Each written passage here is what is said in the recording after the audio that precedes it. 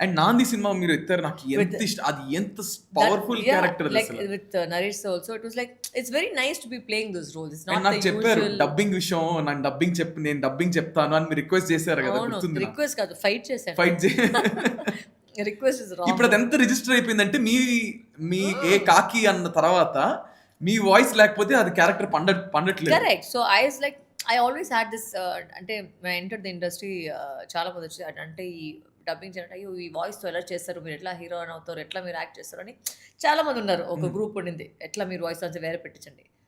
But today నా వాయిస్కి అసలు value ఇక్కడ. And what I love about it is fact that even the మన Telugu audience కూడా నేను ఎంత తప్పు మాట్లాడినా కూడా వాళ్ళు యాక్సెప్ట్ చేసుకున్నారు. See it's not my Telugu is not fluent but I'm trying. అంతే కదా. So I'm trying my best in every film to make my Telugu better. You know, and every film is getting a little better. Like for example, Kotabamali was much better than a previous film. So I'm just saying, it's getting like a show that I did. So every time I'm trying to get a better Hanuman lived well like చేశాను. So I'm trying to get better.